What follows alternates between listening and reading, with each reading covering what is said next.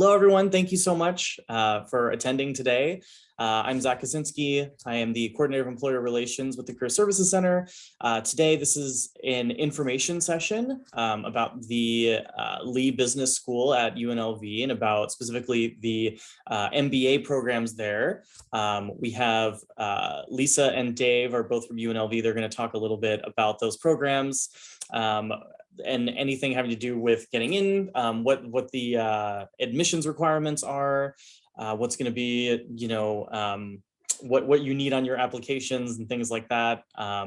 And I will just go ahead and let them take it away. A couple of things about the Lee Business School and the MBA program I wanted to share. And Dave will talk a little bit about UNLV as a whole, and I'll talk a little bit more about the Lee Business School and the MBA program. And I've broken this up into 3 different sections: a little bit about the MBA program, Lee Business School, and the curriculum, the student experience, and then the application process. So I'll start off with a little bit about the Lee Business School. We are an AACSB accredited school, business school. Only about 5% of those schools internationally have that accreditation, and it's the Association to Advance Collegiate Schools of Business. And we've been accredited for about 25, 30 years. And that's a great thing for business schools. The second thing I wanted to mention about the MBA program specifically, our program, the part-time MBA program, is ranked number 89 according to US News and World Report. So it really does offer a great value for your money when you have an accredited business school and a top-ranked MBA program. So we offer an MBA program, but we have different MBA programs within our MBA program. We have an evening, all of our courses are in the evening, and you can attend full or part-time, but it is technically a part-time evening program. We offer a general MBA where you can kind of pick and choose your electives for whatever you're looking for in your education to meet your career needs. And then we also offer concentrations. We have concentrations in finance, human resources management, MIS, management information systems, marketing, new venture management, and healthcare management. So those are all the different concentrations within the MBA program. We also offer a number of dual programs. We have a dual program with the hotel administration or hospitality, quantitative finance, Juris Doctorate is the law dual, dental medicine, one with MIS, management information systems. And we just added this semester a dual program with computer science, civil and environmental engineering, and the medical school. So we have 8 different dual programs. And what's really nice about this is you really get a chance to learn from and learn with individuals that will end up on a very different career path than you will. The way the program works, we have the general MBA, I'll give you an example of, is 7 core courses. And those 7 core courses you would take whether or not you're a general MBA student or doing a concentration or finance or a dual with the med school. So those 7 core courses, you'll be taking classes with other individuals, again, that will end up in very different areas of business than you will. The electives, you'll have 7 elective courses if you're in the general. So you can pick and choose maybe a marketing, a finance, an accounting, maybe a entrepreneurial class, and pick and choose what works best for you for your career within that general. It could be that you start off in the general concentration and decide that maybe once you take the marketing class that you really like marketing and you can change into a marketing concentration.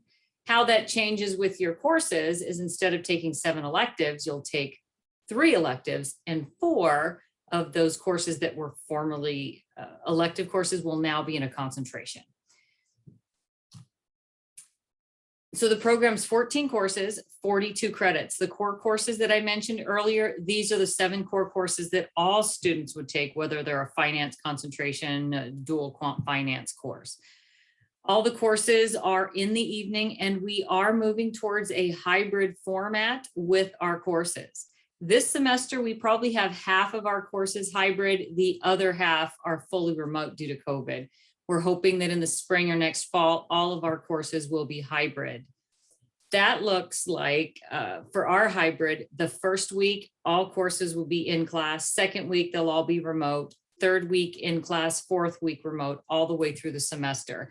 So providing a nice balance of being able to connect with your peers in the classroom on those in-class weeks and then being able to work in your slippers every other week remotely with the group. The dual programs are a little bit different. We have the 8 duals that I mentioned earlier, and the benefit of adding a dual program is by saving credits by combining the 2 programs. So instead of doing 14 classes for the regular MBA, you would combine them. On the MBA side, you would do 30 credits. So you're saving 4 courses by combining on the dual with the MBA side. For example, if you're interested in the dual with law school is 3 years, MBA is typically 2 years. When you combine the 2, it makes it a 4-year program. So you're able to get 2 degrees in a shorter amount of time by combining those credits. I mentioned the AACSB accreditation of the business school, the top 100 status of the part-time MBA program. And when you look at that and you look at our tuition, especially for in-state students, the estimated cost is about $21,000 for the MBA alone. It's different depending on what dual. If you decided to do a dual, you would have the cost associated with the other side. But if you're doing just the MBA program, it's about $21,000 for in-state students. It's a great return on your investment to do the MBA program at UNLV. So a little bit about the MBA experience, which is my favorite part of the MBA program. This picture was taken at Machu Picchu. We took a group of students there in 2011, have since traveled to other places, which I do have some other pictures as well. But I'll talk a little bit about the career and professional development side, which is a big reason why people go back to grad school, is to get different career opportunities or move up in the organization. Some students will be in an area and they want to switch careers, and MBA allows that.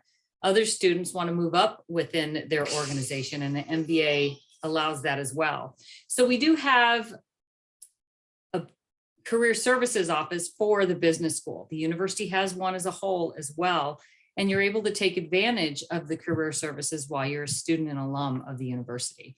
If you're interested in dual law, they also have a career services, as does the hospitality program. So you have a lot of options for career services. The thing that's, I think, unique about our MBA program too, is our age ranges from 19 to 72. So the people are at different stages of their career. So our career services are able to kind of work with the students where they're at in their career. If you're planning to switch careers, they can work with you there. If you're just getting out of undergrad into your first or second job, then they can help with resume interviewing. There's a lot of different opportunities for you as a student. A little bit about the students coming into the program. Our average GPA is approximately 3.3. Average GMAT is 600. That range is from about 520 to 760 out of 800. Average age is 29. Work experience, on average, students have about 5 years of work experience. We have, I would say, maybe 10% of our students that have less than 2 years of work experience that are going right from undergrad into grad school. We have approximately 40% women, 16% minority students, and 12% international students. Beyond the classroom, I believe that a lot of learning does occur outside of the classroom. Our program is a team-based program, so you do get a chance to work with a lot of the other students in the program. We start our students out with orientation. This semester, we were really happy to have an in-person orientation versus the web orientation. And I've heard from students, it was really great to be able to really connect with those students and start that process of team building before they even get into the class. MBA is a lot about networking. So establishing the relationships and the network while you're here definitely pays dividends in the long run. We have an active MBA Student Association. We just elected the new officers. They have their first event on the calendar. We're doing karaoke on October 2nd, socially distanced karaoke. So it's going to be very interesting. We have a speaker coming up tomorrow. We usually provide our students with a mixer right before the speaker so that they can mix and mingle and have that opportunity to see students that they may not have classes with this semester, but met, at orientation. So we have that happening tomorrow. We have an active Rebel Venture Fund. If you're interested in entrepreneurial finance, this is a great opportunity to really look at funding real world ventures. and then the international trips. This photo was taken at Alibaba headquarters in Hangzhou, China in 2018. We were able to visit their facility and also attend a conference in Hangzhou with other MBA students across the globe. So it was a great opportunity. We've also gone to China 2019, visited Sany Industries. We visited Russia in 2017. This is one of our cultural visits. So the first picture in China was from a domestic company in China. So we look at domestic companies, international companies, and then American companies that are doing business in China. In Russia, we did the same thing. This photo is actually taken from one of our cultural visits. It's in the oldest Kremlin in Russia, in Novgorod, Russia. So we mix the business and the culture, which includes food. We experiment a lot with the local food. And then the last picture was from 2011 when we went to Machu Picchu and Lima and Cusco. So it's really a great way to learn about international business in another country with a group of MBA students that you can share that experience with and really develop a stronger bond with. I mentioned we're coming up with karaoke October 2nd. It's usually one of our best attended events. This is one of our alums that sings at a number of different events. He comes back usually to sing with our new MBAs. During the pandemic, one thing that we did was to kind of move outdoors. So we were still able to have students connect, but in a very different way. We ended up doing hiking twice a semester, so that students would be able to connect, stay outdoors, and still stay safe and socially distanced. Now we're heading back to where we're still we're keeping the hiking, but we also have a few other things in store for this semester. One of them are business visits. We're looking at hopefully going to switch this semester or possibly in the spring. We've been to City National Arena, which is the home of the Golden Knights, to find out a little bit more about how they work with the community, what their business model looks like, how they work with T-Mobile Arena, how that partnership works. We've also visited T-Mobile Arena to find out from their perspective kind of what that looks like with the Golden Knights and how they're able to turn around a venue from a concert on Thursday night to a large business meeting for, let's say, Microsoft on a Friday morning. So it was really interesting to find out more about how they operate. We visited Area 15 before they actually opened. Hard hat tour, they gave us the vision and what it was going to look like. And it was really nice to come back there and see what they had done with the space. So it's really a great opportunity to see what kind of amazing businesses we have in Las Vegas. So the last part of my portion of the presentation is about the application process. What do you need to do to start this MBA experience? So we do admit students 3 times a year. We admit in the fall, which is typically our largest incoming class. We admit students in the spring, and we do admit a few students in the summer. If you're thinking about a summer, it would be better if you had an undergraduate degree in business, because the course offerings or summer are typically restricted to the electives, where fall and spring you have electives and core courses. But we do have the fall deadline, July 15th, spring deadline, November 15th, and then the summer deadline of April 1st. So hopefully whatever time you're looking to go back to school, we have a deadline that'll work for you, because it is a big commitment of time and money to go back to graduate school. So with the application, the transcripts, and I think Dave will mention a little bit about that as well, because that does go through the graduate college and they review them. We look at your resume, we look at work experience, and again, average is about 5 years, but we have maybe 10 to 15% of our students that are coming right out of undergrad into grad school that have limited work experience. Statement of purpose, why you're going back to grad school, why you think you're a good candidate, and what you plan to do with the MBA afterwards. So it's usually about 2 pages, and it really allows you to focus on why you're going back to school and if you're really a good fit for the program. 2 letters of recommendation, they can be academic or professional, and this does vary depending on where the student is. As far as being an undergrad, recent graduate may have 2 letters from faculty.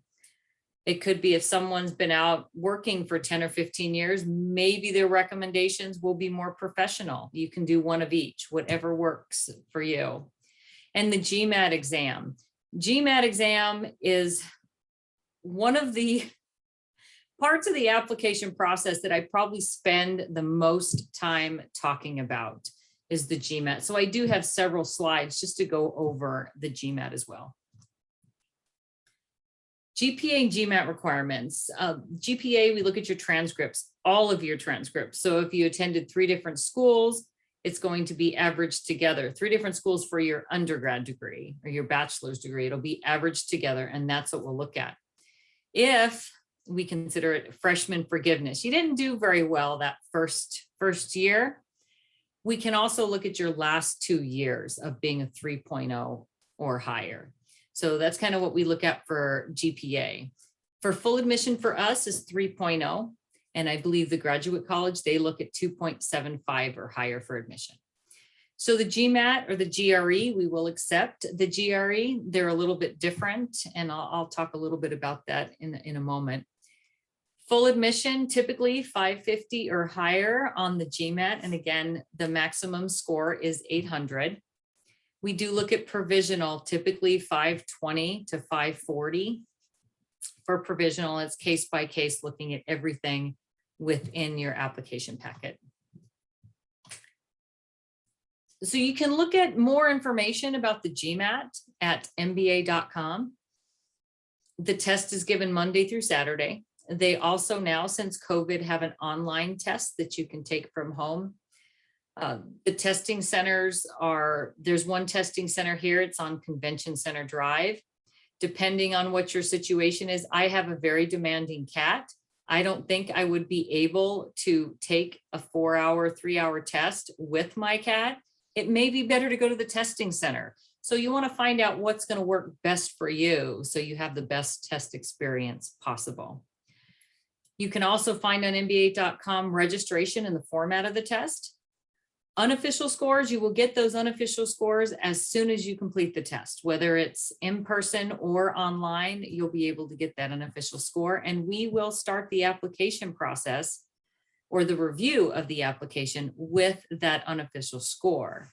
You want to make sure though that you indicate the Lee MBA program as a recipient of the official score as well. And again, I mentioned our average score is about a 600 out of 800.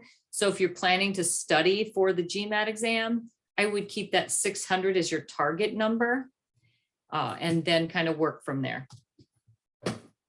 You register also on the mba.com website, and there is a little bit of a difference between the online option and the in-person testing center, but you'll see that the registration fees are $250 to $275 for the GMAT exam.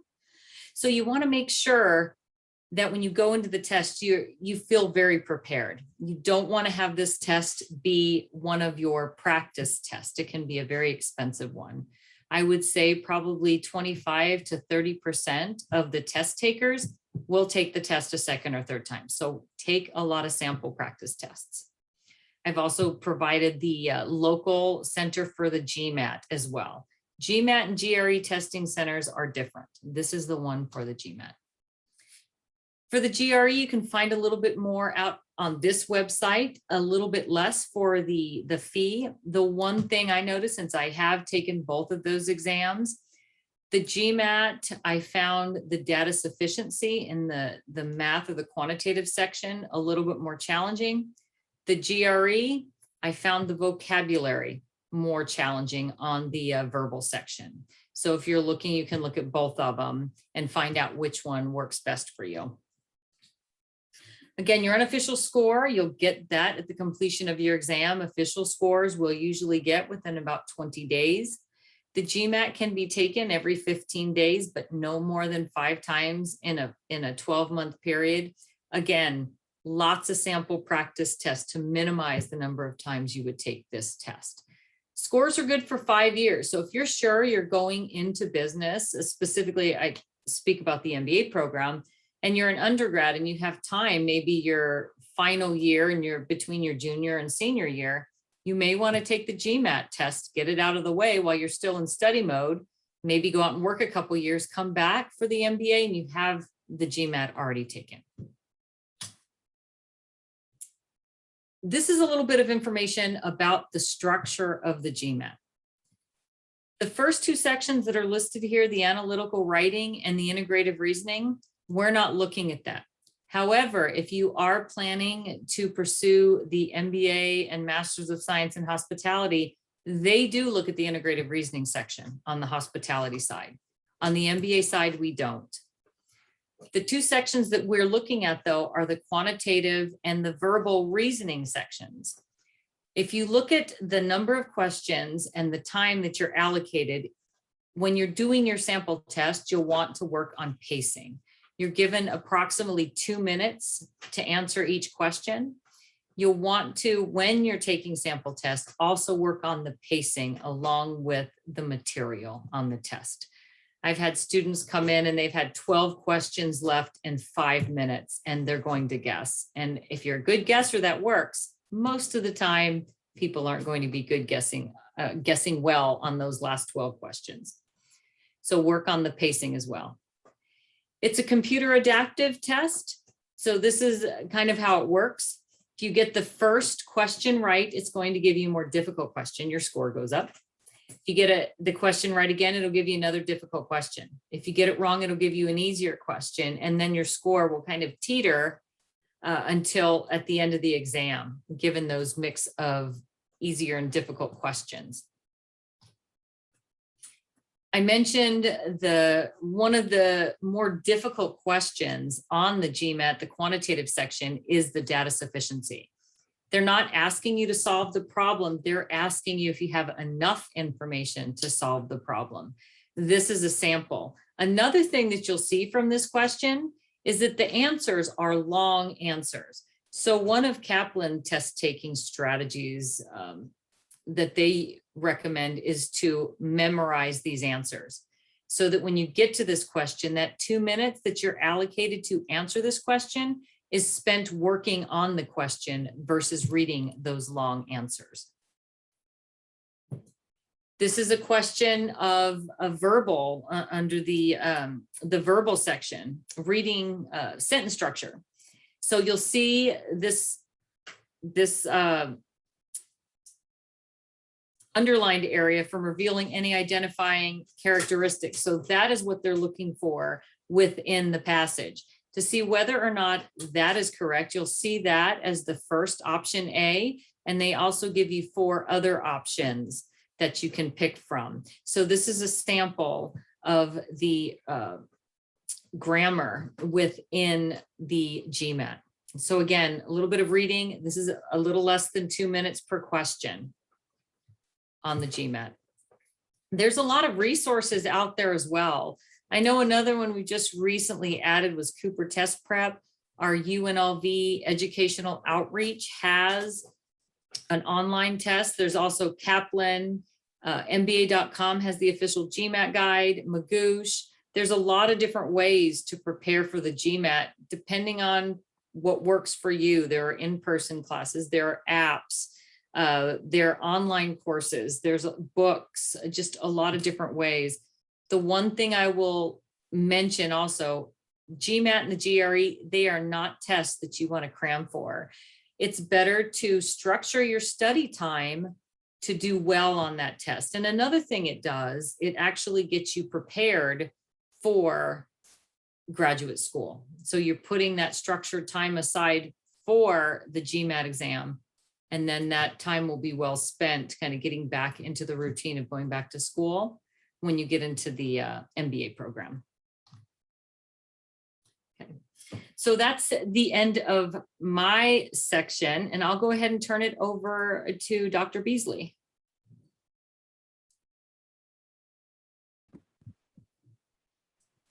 Okay, everybody, I think I've got it so I can share my screen now. So we'll give it a shot here in just a second. As soon as I think Dr. Davis, I think you have to stop sharing yours. Okay, you are sharing. There we are. Thank you. Okay. All right, here we go.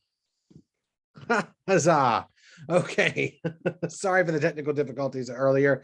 As Dr. Davis said, I'm Dr. Dave Beasley. I'm the recruitment and admissions specialist here with the UNLV Graduate College. And I want to just go over a little bit of information about UNLV, and a little bit of information about what we need from you in order to successfully process your application and take it all the way through to the program. So I want to talk a little bit before we get into that, though, about some of the benefits of graduate and professional degrees. So first of all, there's increased employment opportunities and a lower overall unemployment rate. So if you look at how unemployment breaks down by education level, the more education you have, the lower your overall unemployment rate tends to be. And also, I think this is especially true for a degree like the MBA. If you do happen to find yourself unemployed with an advanced degree, you won't stay that way very long. Part of this is because the advanced degree really does help you stand out from the crowd. So between 33 and 35% of the population holds a bachelor's degree. You can compare that to or about 13.1% of the population that holds a graduate or professional degree. So it's a difference of of going from 1 in 3 with that bachelor's degree to about 1 in 7 with that advanced degree. It's obviously a chance for you to make an impact. New knowledge changes the world every day. I think if this last year has taught us nothing, it's taught us that, right? Just the very fact also that you have a graduate degree tells potential employers that you have some skills that they're looking for, be they research skills, self-discipline, leadership, communication, perseverance. These are all skills that you'll continue to develop in graduate school. And then finally, it's a chance for you to take control of your future. A graduate degree is going to make you more marketable and sought after by employers. And again, that's especially true with a degree like the MBA. So, that's a portable degree. Wherever you go, it'll come with you. So if you want to stay in Vegas, that's awesome. We've got a really diverse local economy here, and we need lots of folks, working in those businesses with MBAs. So there'll be plenty of opportunities for you here. But maybe you want to go to the East Coast. Maybe you want to go to Los Angeles, right? Maybe you want to move any number of places. Pretty much no matter wherever you go, they're going to need folks with MBAs. Let's talk about money, and specifically, can I interest anyone in making more of it? So if you're anything like me, you remember all those folks when you were in high school telling you how important it was for you to get good grades and to work really, really hard so that you get into a good school, because you'd make so much more money with a bachelor's degree than with a high school diploma. And those folks were absolutely right. So the difference in career earnings between those with a bachelor's degree and those with a high school diploma is about $670,000 over the course of a career when you control for all kinds of variables. But what they didn't tell us, or at least what they didn't tell me, was you can almost double your money again by going back to school and getting that graduate or professional degree. So the difference in career earnings there is another $620,000 over the bachelor's. So if we look at that in terms of how that breaks down in median annual earnings, the average bachelor's degree recipient makes $68,000 a year. The average master's degree recipient makes about $80,000. The average doctoral degree recipient makes about $98,000, and the average professional degree recipient makes $98,500. So that's about $12,000 a year just going from bachelor's to master's. That's $1,000 a month. Now, I don't know about you all, but if anybody wants to put an extra $1,000 in my paycheck every month, I am totally fine with that. And I would encourage you too to think about that as you're thinking about the cost of graduate school, right? Yes, graduate school can be a little expensive, but as Dr. Davis mentioned, right, there's a lot of value at UNLV, especially for that R1 education. So I would encourage you to think about this as you think about the cost of graduate school, is to think about what you're going to make on the other side of it. So let's talk a little bit about UNLV and about what happens with graduate studies at UNLV specifically. So first of all, we do have that prestigious R1 ranking that comes to us from the Carnegie Classification of Institutions of Higher Education. We're one of only 131 universities in the country to earn that particular designation. That puts us in the top 3% of research nationwide. That means there's very high research activity happening on our campus. We used to say we are among the most diverse universities in the country, but as of just a few days ago, we are the most diverse school in the country. So we are the most diverse university in the country right now. We're tied for first with that, and we're really, really proud of that. A lot of schools will talk to you a lot about Diversity, we live it each and every single day at UNLV, and we're big believers in the idea that our diversity is a large part of our success. It's a large part of what makes us such a special place to study. We are in the top 10% nationwide in social mobility, according to the College Net Social Mobility Index. What that means is that folks make a lot more money after they graduate from UNLV than they did beforehand. We are, if any of you all are active duty military veterans, part of a military family, National Guard, Reserve, any of that, we're ranked the #7 military-friendly large school in the United States. We're very, very proud of that. We have an amazing military and veteran services center here on campus. And then we also have the community engagement classification from the Carnegie Foundation for the Advancement of Teaching. We're one of only 119 universities in the country to have that. And as Dr. Davis talked about, right, the MBA program is no exception to this, right? They're absolutely out there in the community. They're learning about local businesses. They're working with local businesses, and they're also, getting together and having networking events, and even those karaoke nights, which sound like a really good time. So when you're here at UNLV, you're going to have the chance to learn from nationally and internationally recognized faculty and highly ranked programs. Again, Dr. Davis mentioned some of the accolades that the MBA program has, and the Lee Business School more broadly has as well. Again, lots of opportunities to work with local employers. We have amazing labs, research centers, and libraries here on campus. So no matter what kind of research you're going to be doing as part of your work in the MBA program, you're going to have facilities here that are going to enable you to do that. Again, lots of afternoon classes, evening classes, those online hybrid courses, right? So it's the chance to be on campus once a week and be in your pajamas every other week. I think Dr. Davis mentioned something about that. That sounds pretty good to me, right? We do have a number of graduate assistantships here at UNLV, and we have regular information sessions about paying for UNLV. So I encourage you to reach out to us on the grad recruitment team, and we can get you hooked up with the online information for one of those. And then finally, you'll have the chance to develop some really great relationships with faculty and classmates. And I know that that's something you can do a lot of places, but I do think there's something really special that happens at UNLV. The MBA program is really tight knit. I myself, I'm a grad rebel grad. I'm a graduate of the English program. We were really tight knit there. People keep up with each other long after they leave UNLV, which I think is really, really pretty cool and keeps people sort of connected to the community. We also have tons of opportunities for professional development while you're with us here at UNLV. We want to support you every step of the way. So we have these kinds of events when you're first looking at applying to UNLV. When you're here, we've got the Graduate and Professional Student Association and the Grad Academy, which I'll talk about on the next slide. So the GPSA serves all of our UNLV graduate students. We have about 5,000 graduate and professional students on campus. And they do all kinds of things. They provide graduate student only study spaces. They can help provide financial awards for conference presentations and research trips and things like that. They really work across the campus to provide a really amazing environment for our graduate and professional students. We also have the Grad Academy. This is another professional development opportunity. And this is just a few of the things I've selected here that they do. Whether it's the Postgraduate Career Pathways program, which people do their final year to sort of help them decide what the next step in their career should be. The Grad Rebel Ambassadors program, if you're outgoing and you want to be involved in things like this and be connected to alumni and current students and future students, that's a great program. They also offer academic support certifications. These are all free programs, right? Research, teaching, mentorship, writing support for you. There's just lots of things here for you at UNLV. And again, I've picked just a few of them here. So we do have some basic admission requirements. I know Dr. Davis talked about the MBA admission requirements. So you do need obviously a bachelor's degree from a regionally accredited institution. Nevada State College absolutely counts as a regionally accredited institution. So you're going to be in good shape there with your bachelor's from Nevada State. We are looking for a 2.75 overall GPA or a 3.0 GPA over those course of the last 60 credits. So again, we have that sort of freshman forgiveness program that Dr. Davis mentioned.